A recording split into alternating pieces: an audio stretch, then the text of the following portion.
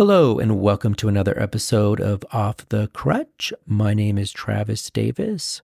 Over the past few weeks, I've had some amazing experiences that I would like to share with you all before I get into the review of Out of My Mind.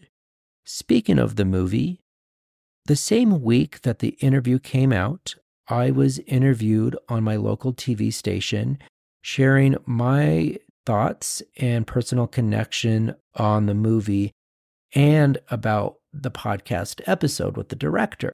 When I started my podcast 4 years ago, I never would have imagined interviewing two directors in my life, Allison and Amber, and just the reception the podcast has gotten over the years makes me feel really good about the impact that I'm making. I just appreciate everybody who listens and tells me they listen, shares pictures. Hi, Anne.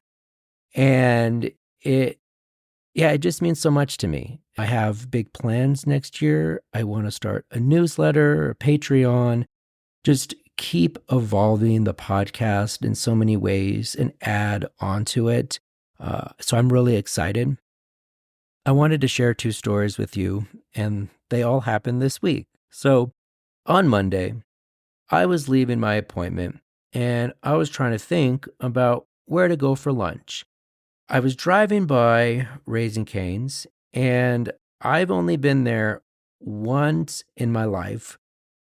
It was when I lived in Phoenix, and I did not like Raising Cane's at all. But something compelled me to go. So I went to Raising Cane's and I walked inside. I placed my order and asked the lady behind the counter if she could take my food to my table when it was ready. She said, sure, no problem. She gave me my cup and asked if I needed help filling my cup up. I said, no, I got it. Now, for those of you who do not know, I use crutches about 90% of the time and my wheelchair when I need to go longer distances or want to preserve my energy. So I was using my crutches, and I'm able to carry cups and clutch them and do all that. So it's not a problem to me. So I walk to the drink station and I fill my cup up. There is a lady that is standing right there, and she asks if she would like me to take my cup to my table. And I thought she worked there. So I said, sure, no problem. She takes my cup to the table, and then she proceeds to sit down behind me with two other people in a booth. There's also a mobile scooter there, and I didn't know who it belonged to because they were all sitting in the booth. But I was like, wow, she actually didn't work there. She was a customer. So I ate my food, and about 20 minutes later, I left. No big deal. Went on with my day. So 7 hours later, I go out to eat with my family and a friend to P.F. Chang's. I start telling my parents about the kindness of Raising Cane's and the people that are in there. And 15 minutes go by. The same people from Raising Cane's walk into P.F. Chang's. And I asked the lady, I said, weren't you in Raising Cane's earlier today? And she said, yes, yeah, it was us. And to my surprise, the person that was using the mobile scooter was her son that had cerebral palsy. I cannot make this up at all. So, the lady's name was Carol, and her son's name is Andrew. They came to visit Albuquerque from Baltimore so her son could see an acupuncturist for his cerebral palsy. I have not been to this acupuncturist, but I plan on going to him.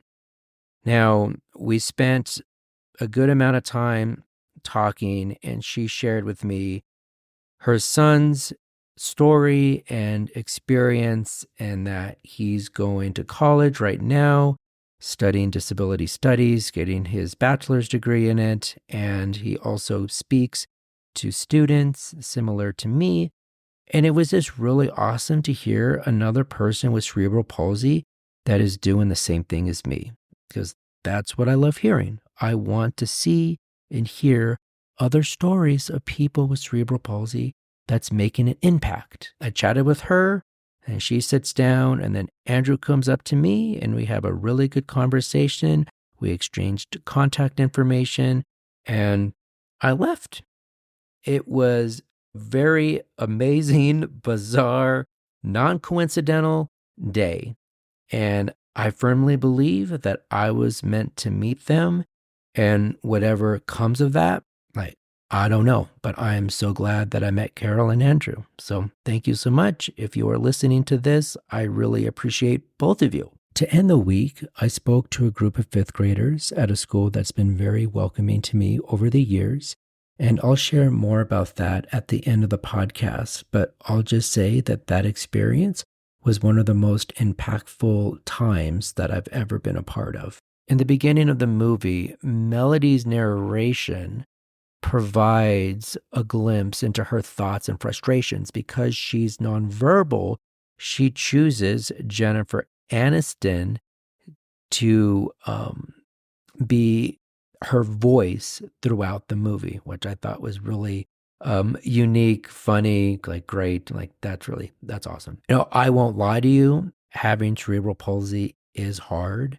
So it was really nice to hear some of the things that Melody was saying, because I don't often verbalize my frustrations. I think the perception that I give to people is that I might be happy all the time or positive and optimistic. Now, that majorly is the case, but because I'm human and you are human, we have good days and we have bad days. So I do think that some of that is amplified because I have cerebral palsy, but I do not let that dictate how I live my life.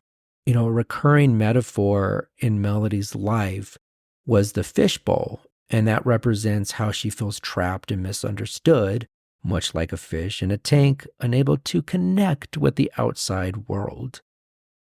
Even though I can verbalize my thoughts and speak, there are times where I often feel trapped because of my body.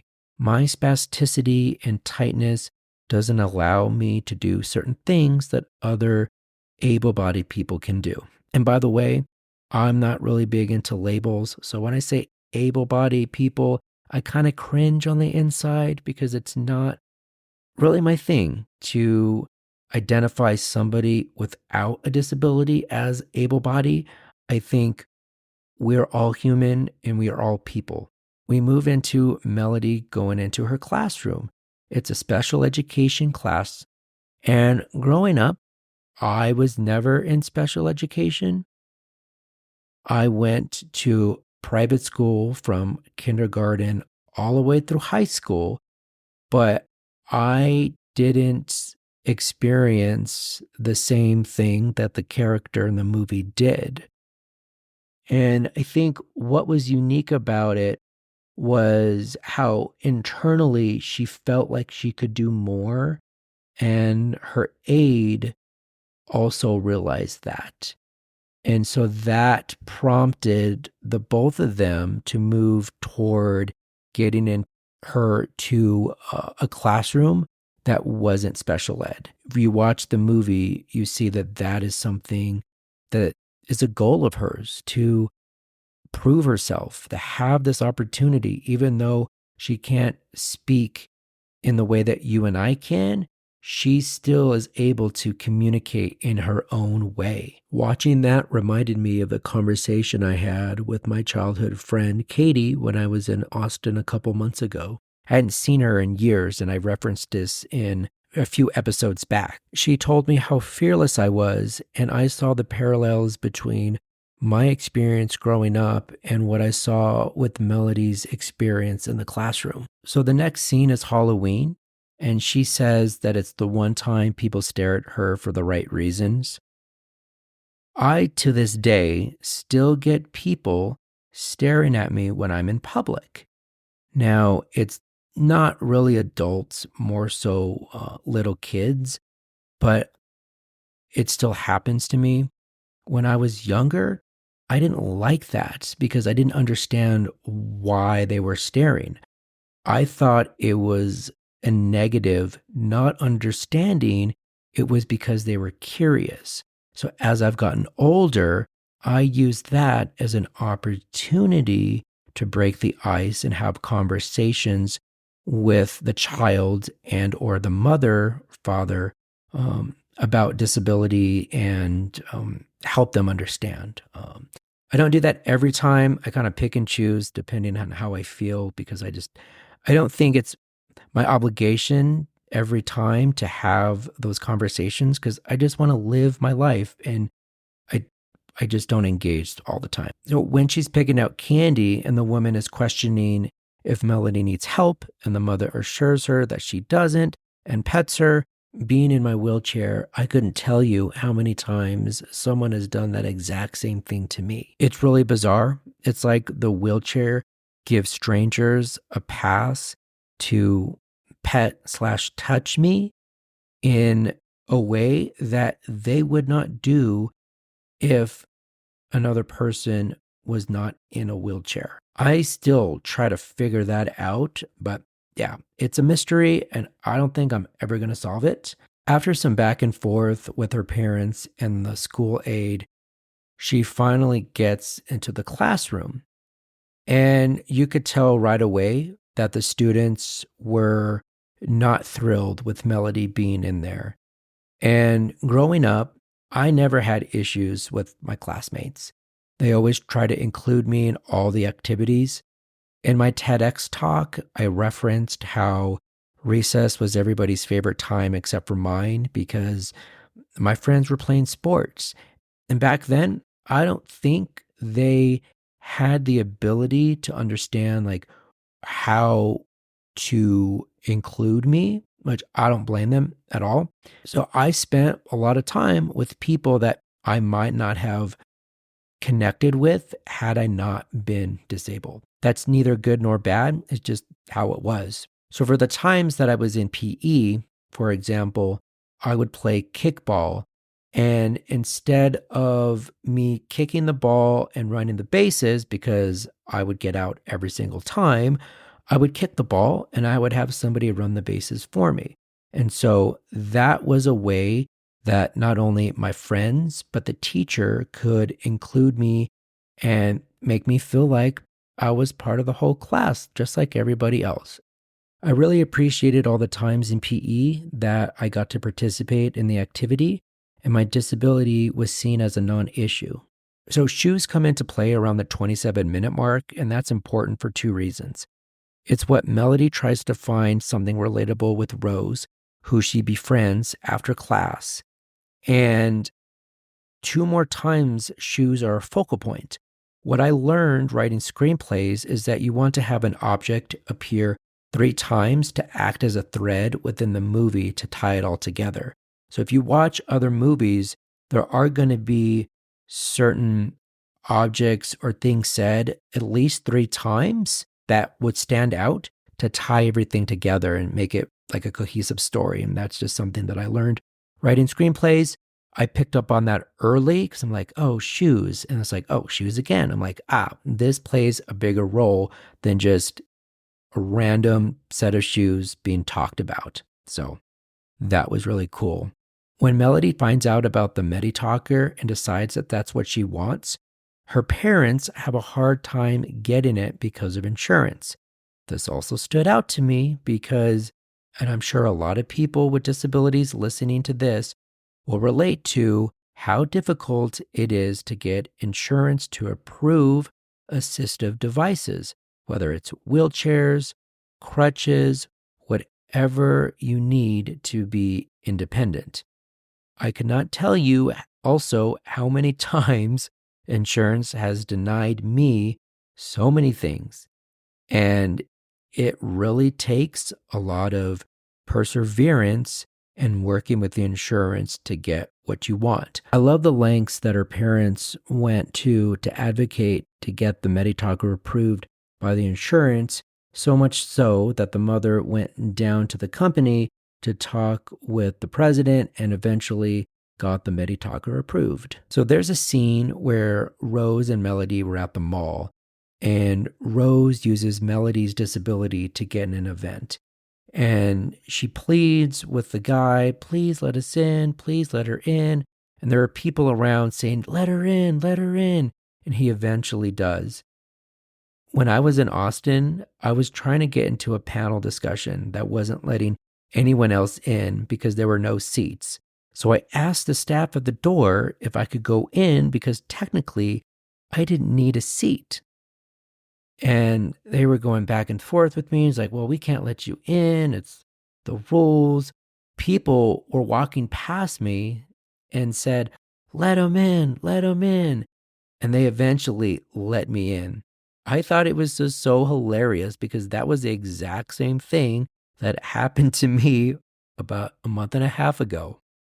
Near the end of the movie, she lists off all the things that she can't do, one of which was make the airplane on time because she wasn't invited to breakfast. So she pushes her Meditalker on the ground and pours milkshake on it, and it totally breaks. I could totally relate to the frustration that she feels by people's attitudes or the barriers that present themselves that are just part of life. There have definitely been times in my life where I get frustrated because of my disability that I can't do certain things, or I can't control people's reactions to me. I can't control how this barrier is in front of me, but I've learned how to adapt, and I've learned that no matter what I say or do, I can't control other people, and that is fine with me. If people feel a certain way about me because of my disability, I'm fine with it. And I just try to be the best version of me. And hopefully, people can see past my disability. She confronts the teacher at the end of the movie and says, no matter what I did or how good I was, you never treated me as part of the team. Looking back on my life, one of the greatest things that I was able to do was play wheelchair basketball and be part of a team. I spent the first 12 years of my life not knowing anybody else with a disability. So when I started playing wheelchair basketball, it was the first time that I saw an adult with a disability that was making an impact in the community and other kids just like me who were in schools and had similar experiences. I no longer felt alone. And that is something that I've always thought about when I'm talking to other kids with disabilities, is to find like-minded people that you can build a community around. Because I wouldn't want anybody else with a disability to feel alone. And what I try to do, whether it's a group of people with disabilities or not, is share with them the importance of inclusion and the benefits of inviting everybody to the table. Melody continues to say that there's always weather or a broken elevator or someone in an accessible stall, but that's just how it is. It goes with the care. If I make you feel uncomfortable, deal with it. If I disgust you, if you pity me, it's your problem, not mine. And I just wanted to echo that because there's so many biases out there that people have, and not everyone is going to like you, and not everyone is going to get you that has a disability. I heard that a long time ago. When I was in college, I had a guest speaker with a disability, and he said the exact same thing. Not everybody is going to get you. Just because I'm Travis and I'm nice and I'm kind, not everybody is going to get me. And that is fine. That is how it should be. I shouldn't expect for everybody to like me, even if I'm a kind and great guy. That's just not the reality. She ends with, yeah, I need a push sometimes, but I won't be pushed around. It's this evolution that you see in the beginning of the movie where she just wants to be in the classroom with her peers. And at the end of it, she grows so much that she finally tells the teacher, I'm not going to be pushed around. I feel like the classroom was one of the places that I felt the most comfortable, because I remember the times when I would teach and I would get up in the front of the classroom and the kids would be talking and doing this and that. And I would not say a single word, and I would wait for them to be quiet. And it was the most like gratifying thing that I didn't even need to say anything for them to start to listen to me. And I'll tell you what, I never had any student, and I usually don't like to speak in absolutes, but I've never had a student in the classroom treat me differently because of my disability. I think it's because when I'm inside the classroom, the students see me as the teacher and they don't see my disability. And I love that. I love that I can go into those places and they can see me for who I am, and I can share my story in such a way that resonates with them. And I miss being in the classroom, but I also enjoy going to schools, sharing my story, and engaging with students. At the end of the movie, Melody's mom tells Melody that she wants her to use her voice. And you see throughout the movie, Melody's mom's discomfort with her being in a regular classroom or doing certain things.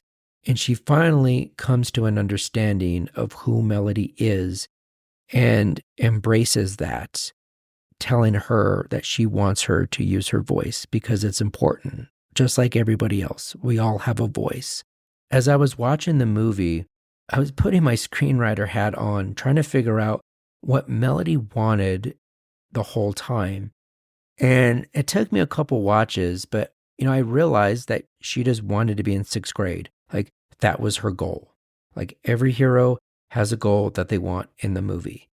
And it wasn't the Medi talker. It wasn't having a friend.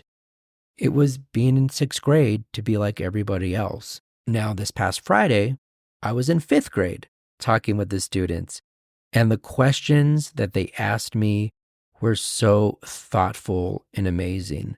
Something that a girl said to me just broke my heart when she said, sometimes people just don't hang around long enough with people with disabilities to see past their disability and to not judge a book by their cover. And I was like, wow, for her to think that at such a young age and to realize that people with disabilities are just like everybody else. And I thought it was so true. Like, how often people with disabilities are put to the side or not included. They feel alone and isolated.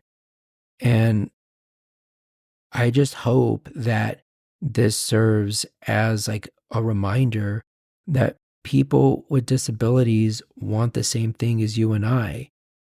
We don't want to feel alone, and we want to have friendships and all that.